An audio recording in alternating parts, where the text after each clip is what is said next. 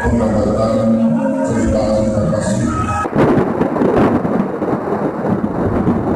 Asal mula larangan menikah Sunda dan Jawa.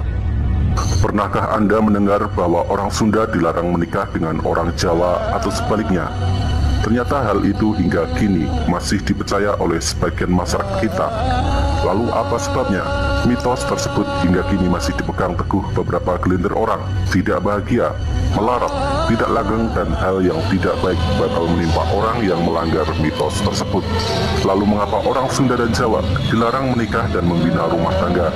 Tidak ada literatur yang menuliskan tentang asal-muasal mitos larangan perkawinan itu. Namun mitos itu diduga akibat dari tragedi Perang Bubat. Peristiwa Perang Bubat diawali dari niat Prabu Hayam Wuruk yang ingin memperistri Putri Dyah Pitaloka Citaresmi dari negeri Sunda.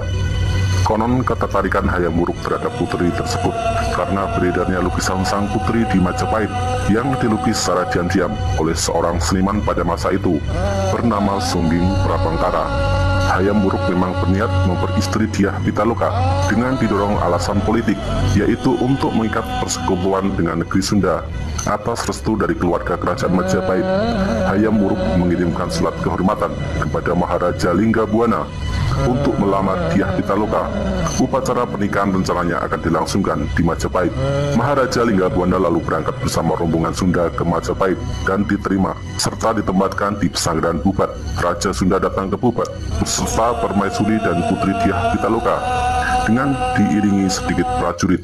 Menurut Kidung Sundayana, timbul niat Mahapatih Gajah Mada untuk menguasai kerajaan Sunda. Gajah Mada ingin memenuhi sumpah palapa yang dibuatnya pada masa sebelum Hayam Wuruk naik tahta. Sebab dari berbagai kerajaan di Nusantara yang sudah ditaklukkan Majapahit, hanya kerajaan Sunda lah yang belum dikuasai. Dengan maksud tersebut, Gajah Mada membuat alasan oleh untuk menganggap bahwa kedatangan rombongan Sunda di pesanggrahan Bubat adalah bentuk penyerahan diri kerajaan Sunda kepada Majapahit. Gajah Mada mendesak Hayam Wuruk untuk menerima Dyah Pitaloka bukan sebagai pengantin, tetapi sebagai tanda takluk negeri Sunda dan pengakuan superioritas Majapahit atas Sunda di Nusantara. Hayam Wuruk sendiri disebutkan bimbang atas permasalahan tersebut. Mengingat Gajah Mada adalah Mahapatih yang diandalkan Majapahit pada saat itu. Versi lain menyebut bahwa Raja Hayam Wuruk ternyata sejak kecil sudah dijodohkan dengan adik sepupunya Putri Sekartaji atau Hindu Dewi, sehingga Hayam Wuruk harus menikahi Hindu Dewi, sedangkan Dyah Pitaloka hanya dianggap tanda takluk. Pihak Pajajaran tidak terima bila kedatangan ke Majapahit hanya menyerahkan Dyah Pitaloka sebagai taklukan. Kemudian terjadi insiden perselisihan antara utusan Linggabuana dengan Gajah Mada. Perselisihan ini diakhiri dengan dimaki-makinya Gajah Mada oleh utusan negeri Sunda yang terkejut bahwa kedatangan mereka hanya untuk memberikan tanda takluk dan mengakui superioritas Majapahit, bukan karena undangan sebelumnya. Namun Gajah Mada tetap dalam posisi semula. Belum lagi Hayam Wuruk memberikan putusannya, Gajah Mada sudah mengerahkan pasukan Bayangkara ke pesanggrahan Bubat dan mengancam Linggabuana untuk mengakui superioritas Majapahit demi mempertahankan kehormatan sebagai kesatria Sunda. Linggabuana menolak tekanan itu. Terjadilah peperangan yang tidak seimbang antara Gajah Mada dengan pasukannya yang berjumlah besar melawan Linggabuana dengan pasukan pengawal kerajaan atau Balamati yang berjumlah kecil, serta para pejabat dan menteri kerajaan yang ikut dalam kunjungan itu. Peristiwa itu berakhir dengan gugurnya Raja Linggabuana. Para menteri, pejabat kerajaan beserta segenap keluarga kerajaan Sunda di pesanggrahan Bubat. Tradisi menyebutkan sang putri Dyah Pitaloka dengan hati berduka melakukan bela bakti atau mengakhiri hidupnya untuk membela kehormatan bangsa dan negaranya.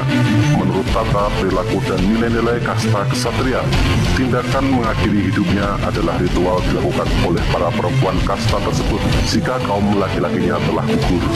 Perbuatan itu diharapkan dapat membela harga diri sekaligus untuk melindungi kesucian mereka, yaitu menghadapi kemungkinan dipermalukan karena pemerkosaan penganiayaan atau diperbudak.